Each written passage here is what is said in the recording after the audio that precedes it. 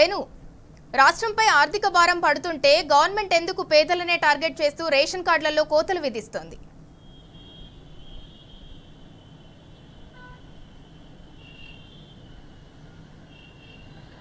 యాక్చువల్గా అంటే సింధూరా ఇప్పుడు ఉన్నటువంటి ప్రభుత్వము అంటే మొదట్లో ఏం చేసిందంటే ప్రజాపాలన పేట అప్లికేషన్ తీసుకున్నటువంటి పరిస్థితి ఉంది. కరీంనగర్ జిల్లా విషయానికి వస్తే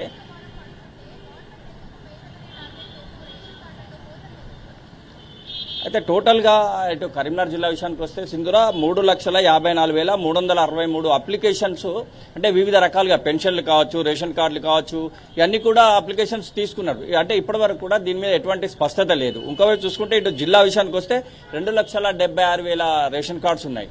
అంటే దీనికి సంబంధించి కూడా ఎటువంటి దీని తర్వాత ఎన్నో కుటుంబాలు వచ్చినాయి, ఎంతో మంది అప్లికేషన్స్ పెట్టుకుంటూ కొత్త రేషన్ కార్డ్స్ వస్తాయి అని చెప్పి ఎంతో ఆశగా ఎదురు చూస్తున్నటువంటి నేపథ్యం మనకు కనిపిస్తుంది సింధూరా. కానీ ఇప్పటి వరకు కూడా ప్రభుత్వం దీనిపై స్పష్టత ఇవ్వలేదు. ముఖ్యంగా పేద బడుగు బలహీన వర్గాలంతా కూడా రేషన్ కార్డు మీదనే ఆధారపడి జీవిస్తారు. ఎందుకంటే బయట కొనాలంటే కొనలేని స్థితి ఉన్నప్పుడు రేషన్ కార్డు ఉన్నప్పుడు ఆ కుటుంబం పేద కుటుంబం అయినప్పుడు అంటే బీఆర్ఎస్ సర్కారు ఉన్నప్పుడు తప్పకుండా ప్రతి ఒక్కరికి ఒక 6 కిలోలు ఒక్కొక్క క్యాండిడేట్స్కి ఇచ్చినటువంటి పరిస్థితి. ఇంకోవైపు ఏంటంటే ఒక ఉమ్మడి కుటుంబాల్లో చాలా మంది పెద్దవాళ్ళు అయిపోయారు, పిల్లలు పెద్దవాళ్ళు అయినారు, మ్యారేజ్లు అయినాయి. ఇప్పుడు కొంతమందికి రేషన్ కార్డ్స్ లేవు. అంటే కొత్త కార్డులు వస్తాయేమో వివిధ ప్రభుత్వ పరంగా వివిధ లబ్ధి పొందొచ్చు అనే ఉద్దేశం ప్రతి ఒక్కరికి ఉంటుంది. ఇటు రేషన్ కార్డు విషయంలో ఇది ఇట్లా ఉంది. ఇంకోవైపు చూసుకుంటే ఇటు కళ్యాణ లక్ష్మి, షాదీ ముబారక్ లాంటి పథకాలు అంటే కొత్త సీసాలో పాత సారాయి లాగా చేశారే కానీ ఏ ఒక్కటి కూడా అమలు చేసిన పరిస్థితి మనకు కనిపిస్తలేదు. ఈ నేపథ్యంలో ప్రజలు చాలా పెద్ద ఎత్తున ఇబ్బంది పడుతున్న పరిస్థితి మనకు కనిపిస్తుంది సింధూరా. అంటే ఇచ్చిన హామీలను మాత్రం మేము అడుగుతున్నాం, ఎందుకు ఇవ్వట్లేదు? రుణమాఫీ అని చెప్పారు, రుణమాఫీ మొదటి విడత 1,00,000 అన్నారు, ఆ తర్వాత 50,000 అన్నారు, ఆ తర్వాత ఇంకో 50,000 అన్నారు, 2 లక్షల రుణమాఫీ అన్నారు. అది కూడా ఇప్పటికి కూడా అది స్తబ్దతగానే ఉంది, ఎక్కడిదక్కడే ఉంది. ఇప్పటికే రైతులు ఇటు బ్యాంకుల చుట్టూ, ఇటు అధికారుల చుట్టూ, అగ్రికల్చర్ ఆఫీసర్ల చుట్టూ తిరుగుతూ ఉన్నారు. కానీ ఈ సమస్య అట్లాగే ఉంది. ఇంకోవైపు రేషన్ కార్డులకైతే అప్లికేషన్స్ ఇచ్చి కూర్చున్నారు, కానీ ఇప్పటివరకు ఆ రేషన్ కార్డులకు సంబంధించి ఇంతవరకు ఏమీ దాని మీద జాడలేదు, పత్తలేదు. మళ్ళీ ఇప్పుడు 2వ తారీఖు నుంచి అని కూడా చెప్తున్న నేపథ్యం మనకు కనిపిస్తుంది.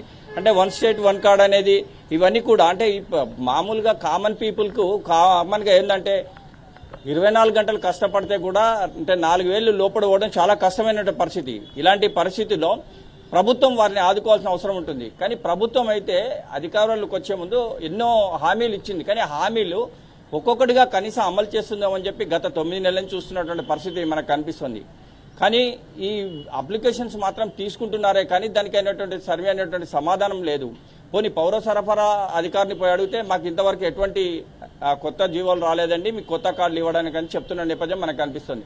అంటే ఏదేమైనా కానీ అంటే మనసుంటే మార్గం ఉంటుంది. ప్రభుత్వానికి ఇవ్వాలనే ఒక ఆలోచన ఉంటే ఏదైనా చేయొచ్చు. కానీ ప్రస్తుతం అయితే మనకు కనిపిస్తుంది ఏంటంటే తాంబూలాలు ఇచ్చేస్తాం తణుకు చవండి అన్నట్టుగా అప్లికేషన్లు తీసుకున్నాం, ఇక మీకు వచ్చేస్తే వెళ్ళిపోండి అని చెప్తున్నారే కానీ ఎక్కడ పోయినా కానీ వీళ్ళకు సరైన సమాచారం రాని పరిస్థితి ఉంది. అదే రుణమాఫీ అయితే ఎగ్జాంపుల్ చెప్పొచ్చు సింధూరా. అంటే మొత్తం మీద అయితే ఇచ్చిన హామీలు ఏ ఒక్కడు కూడా త్వరితగతిన అమలు చేసేందుకు చర్యలు తీసుకోవాల్సిన అవసరం ప్రభుత్వం మీద ఉంది. కానీ ఇప్పటివరకు అలాంటి చర్యలు తీసుకోవట్లేదు.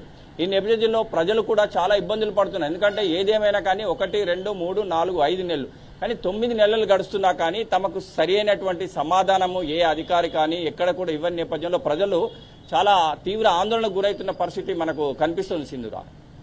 రైట్ వేణు.